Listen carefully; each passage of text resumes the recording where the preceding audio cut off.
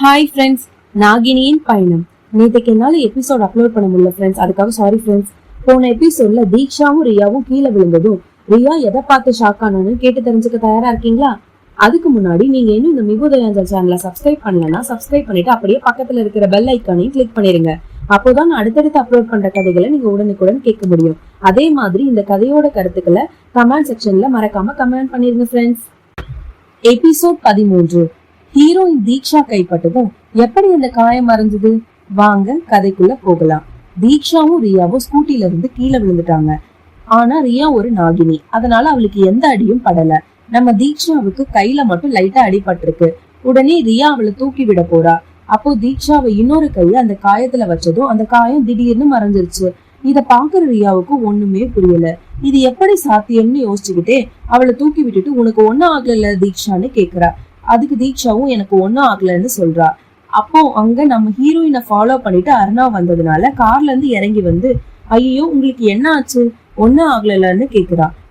அதுக்கு ஹீரோயின் தீக்ஷா அவனை பார்த்ததும் இது அதே பையன் தானே, அன்னைக்கு நம்ம ஸ்கூட்டிய சரி பண்ணி கொடுத்தான்ல அப்படின்னு யோசிக்கிறான். ஆனா எனக்கு ஏன் இவனை எங்கேயோ பார்த்த மாதிரியே இருக்குன்னு மனசுக்குள்ளேயே நினைச்சிட்டு இருக்கா. அப்போ ரியா தான் அதெல்லாம் ஒண்ணு இல்லைங்க, நாங்க நல்லாதான் இருக்கோம்னு சொல்றா. ஆனா ஹீரோயின் தீக்ஷாவுக்கு அன்னைக்கு நைட்டு வந்த கனவுக்கும் ஹீரோ அருணாவுக்கும் ஏதோ சம்பந்தம் இருக்கிற மாதிரி ஃபீல் ஆகுது.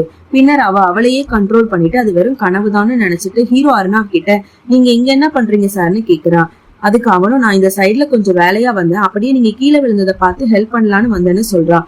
அதுக்கு அவளும் அப்படியா, அதெல்லாம் ஒண்ணும் வேணாம் சார், நாங்க நல்லாதான் இருக்கோம், நீங்க கிளம்புங்கன்னு சொல்றா. அதுக்கு அவனும் சரின்னு சொல்லிட்டு ஸ்கூட்டியையும் தூக்கி கொடுத்துட்டு பார்த்து டிரைவ் பண்ணிட்டு போங்கன்னு சொல்றான்.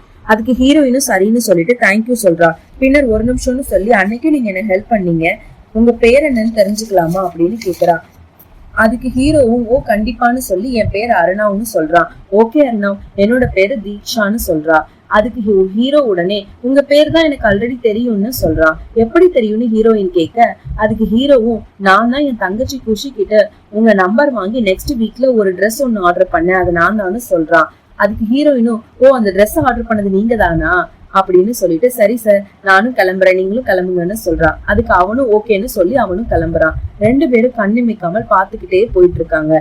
இதையெல்லாம் ரியாவும் பாத்துட்டு தான் இருக்கா. பின்னர் மறுபடியும் ஸ்கூட்டில ஏறி ரியாவும் தீக்ஷாவும் பொட்டிக்கு போயிட்டு இருக்காங்க. அப்போதான் ரியா தீக்ஷா கைப்பட்டதும் மறைஞ்ச அந்த காயத்தை பத்தியே நினைச்சிட்டு இருக்கா.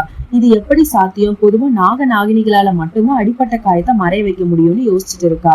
பின்னர் எல்லாரும் பொட்டிக்கு வந்துடுறாங்க. இங்க நம்ம ஹீரோவும் ஆபீஸ்க்கு போயிட்டு இருக்கான். ஆனா அவன் ஃபுல்லா ஹீரோயினை பத்தியே நினைச்சிட்டு இருக்கான். இவனுக்கு தீக்ஷாவை பார்க்கும்போது அடிக்கடி கனவுல ஒரு பொண்ணு வந்து அருணாவுன்னு கூப்பிடுற அந்த பொண்ணு ஹீரோயினா இருக்குமோன்னு யோசிக்கிறான். ஆபீஸும் வந்துட்டான். அங்க ரேஷ்மாவும் ஹீரோவை பார்க்க ஆபீஸ்க்கு வந்திருப்பா. அருணாவோட கேபினுக்கு போய் ஹாய் அருணாவ் எப்படி இருக்கன்னு கேக்குறா. ஆனா அவன் அவளை கவனிக்காம ஹீரோயினை பத்தியே நினைச்சிட்டு இருக்கான். அதுக்கு ரேஷ்மாவும் என்னாச்சு உனக்குன்னு கேக்குறா. அப்போ அருணா ரேஷ்மா நீ எப்போ வந்தன்னு கேக்குறா. அதுக்கு ரேஷ்மா உனக்கு என்ன ஆச்சு, நான் வந்தது கூட தெரியாம நீ எதை பத்தி யோசிச்சுட்டு இருக்க அப்படின்னு கேக்குறா.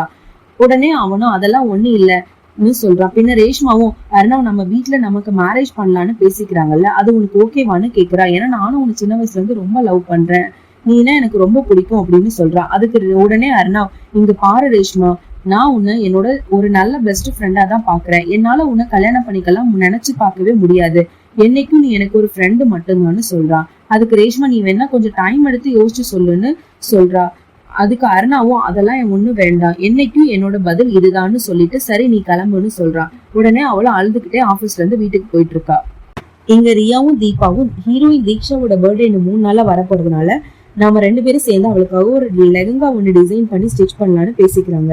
உடனே ஹீரோயின் வந்து அவங்க ரெண்டு பேரையும் பார்த்து ரெண்டு பேரும் நீங்க எனக்கு தெரியாம என்ன ரகசியம் பேசுறீங்கன்னு கேக்குறா. அதுக்கு உடனே அவங்க ரெண்டு பேரும் சும்மாதான் பேசிட்டு இருந்தோம்னு ஏதோ சொல்லி சமாளிக்கிறாங்க. பின்னர் தீக்ஷாவும் தீபா கிட்ட நான் கொஞ்சம் ட்ரெஸ் எல்லாம் டெலிவரி பண்ணிட்டு வீட்டுக்கு வரேன், நீயும் ரியாவும் கொஞ்ச நேரத்துல பொட்டிக்கு க்ளோஸ் பண்ணிட்டு போங்கன்னு சொல்லிட்டு கிளம்புறா. தீபாவும் ரியாவும் இப்போதான் நமக்கு டைம் கிடைச்சிருக்கு, சோ நாம இப்பவே தீக்ஷாவுக்கு ட்ரெஸ் ரெடி பண்ண ஆரம்பிக்கலாம்னு ட்ரெஸ் டிசைன் பண்றது ஸ்டிச் பண்றதுன்னு வேலையை பாக்குறாங்க. அப்போ ரியாவும் தீக்ஷா வேலை எப்படி அந்த காயத்தை மறைக்க முடிஞ்சது, நம்ம எப்படியாவது சீக்கிரமா சேஷநாகினிக்கான பர்த் மார்க் தீக்ஷா உடம்புல எங்கேயாச்சும் இருக்குதான்னு கண்டுபிடிக்கணும்னு யோசிக்கிறா. ரியா அந்த பர்த் மார்க் என்னன்னு கண்டுபிடிப்பாளான்னு நெக்ஸ்ட் எபிசோட்ல கேட்டு தெரிஞ்சுக்கலாம். அது வரைக்கும் பை பை ஃப்ரெண்ட்ஸ்.